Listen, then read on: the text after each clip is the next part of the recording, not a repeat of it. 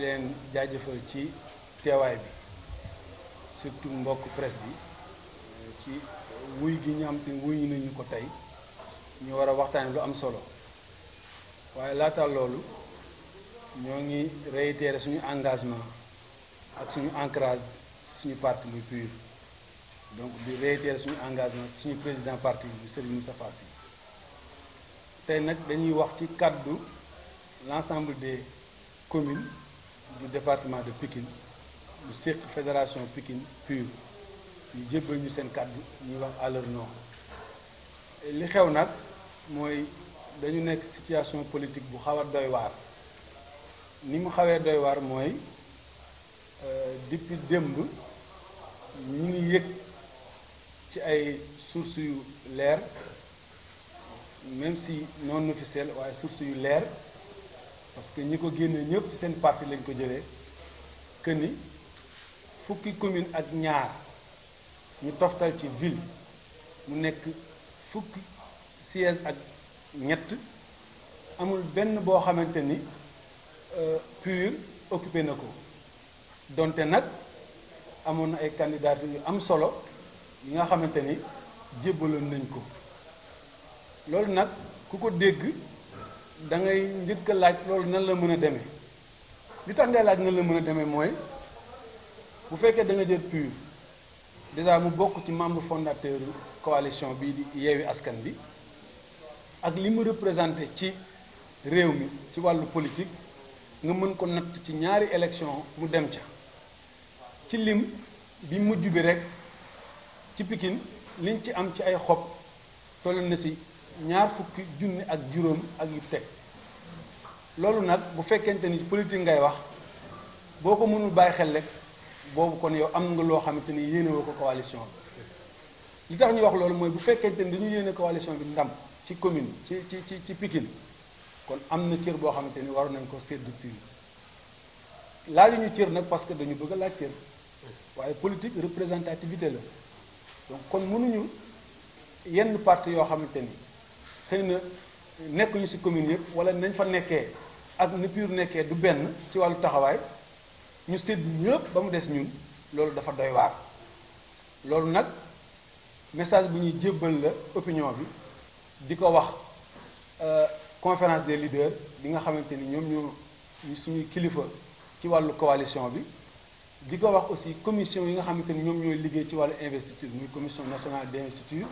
ak commission d'arbitrage am na loo xamante ni nag bu ñu demee ba di ko mën a def war nañu def taxaw seetlu parce que c'est inadmissible politiquement loolu kenn mënu ko nangu depuis démb nag bañ koy wax ba léegi koo ci wax daan la loolu nan la mën a nekkee parce que nit mënu dem ñaari élection yu toftal élection 2017 nga am ñetti député ci élection yooyu ci biir PUR Pikine lim ci participer nekk ci lim bu takku ëppale ci nga demaat élection 2019 yàggul muy dernière élection yi am ñu amaat lim bu takku ñi ñëw ci élection yi ci topp ñu ne waaw kay yéen waa PUR vraiment gunge leen ñu fii nag ay gungekat amu fi ay responsable ñoo fi nekk yor li nga xamante ni moomuñu ko di ko doxal ci ni ñu ko war a doxalee donc loolu moo tax ñu wax leen ni bu fekkente ni ci communes yooyu ñu tudd muy les 12 communes ak ville wax dëgg yàlla bëgg nañ ci gagné war nañoo bàyyi xel loolu ndax fii nag bu fi kenn yaakaar ni mën nga gagné sans les voix du PUR kooku mënul nekk parce que dans le cadre d'une coalition parti bu toll ni PUR ak li mu mel ci département bi boo ko bàyyiwul xel am na loo xam mooy yéene woo ko nit ñi mooy li ma doon wax donc li ñuy wax mooy il est temps xam nañu il est temps parce que situation bi doy na waar amul lenn lu ñu génne lu officiel kon nag laata ñuy génne lu officiel nañu bàyyi xel situation bi parce que aussi nit ñi kenn moomu leen seeni voix kenn moomu ko donc loolu lañu bëggoon waxtaane di encore une fois di leen jaajëfal ci xerawlu bi ak teewaay bi waaye aussi di leen wax ni rek ni lii benn jéego bu ñu teg la taxawaay yi des na te nag comme ni ma ko waxee dafa ay responsable ay boroomi taxawaay ñoo nga xamante ni depuis lu ëpp juróomi at ñi ngi koy ñefe ci terrain bi du ñu seetaan nag wax dëgg yàlla dans le cadre d'une coalition ñu salfaañe loolu wala ñu koy ñàkkal fayda. Donc loolu la ñu amoon lu ñu doon wax di wax ni tey la ñu gën a bëgg suñu parti tey la ñu gën a fonk suñu parti waaye aussi tey la ñu gën a mën a def taxawaay. waaye nag ci diggante ñu nawlante ñu respectante parce que lii respect amu si donc loolu lañ doon wax xanaa ñu def un petit résumé de ce qu'on vient de dire en français. Voilà, comme je l'ai dit tantôt, la situation politique qui prévaut à Pékin est une situation catastrophique en termes d'analyse politique. Parce qu'on ne peut pas imaginer quand même,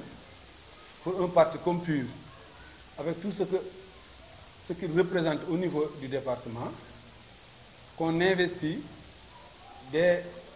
candidatures